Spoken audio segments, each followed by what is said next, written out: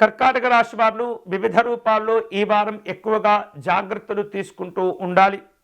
మీ పైన ఏవైతే ఆరోపణలు ఎదుటివారు చేస్తూ ఉంటారో అలాంటి ఆరోపణలకు మీరు ధీటైనటువంటి సమాధానం కూడా చెప్పగలుగుతూ ఉంటారు. స్నేహితులను కలుసుకుంటారు. ఉత్సాహవంతమైనటువంటి కార్యక్రమాల్లో పాల్గొంటూ ఉంటారు.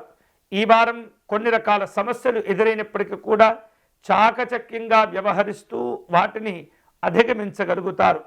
ఆస్తి వ్యవహారిక విషయాలన్నీ కూడా ఒక కొలిక్కి రాగలుగుతూ ఉంటాయి.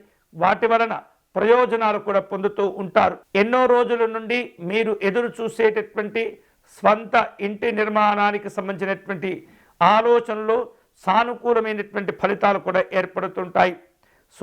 సోదరీమణులతో మీకున్నటువంటి విభేదాలను పరిష్కారం చేసుకోగలుగుతారు.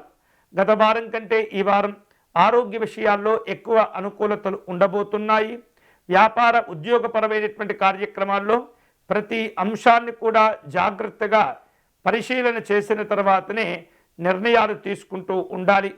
అలాగే నూతన విధానంలో మీరు పెట్టే పెట్టుబడులు ఏవైతే ఉంటాయో అవి ఉపయోగపడుతుంటాయి. ఉద్యోగస్తులకు పై స్థాయి అధికారుల యొక్క ప్రోత్సాహం సంపూర్ణంగా లభిస్తుంది. కళాకారులకు దూరదేశ సంబంధమైనటువంటి ప్రయాణాలు చేయవలసిన అవసరాలు ఏర్పడుతుంటాయి. వాటికి సంబంధించినటువంటి ప్రణాళికలను కూడా సిద్ధం చేసుకుంటూ ఉంటారు.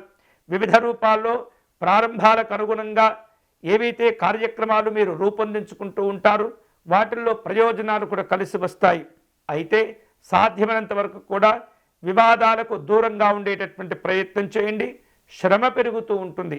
ఈ వారం శుభకరమైనటువంటి ఫలితాలు పొందే క్రమంలో కర్కాటక రాశి వారు శ్రీ మహావిష్ణువును పూజించే ప్రయత్నం చేస్తుండాలి. నిత్యము కూడా వీలైతే విష్ణు సహస్రనామ స్తోత్రమును పారాయణం చేయటం అనేది చాలా మంచిది.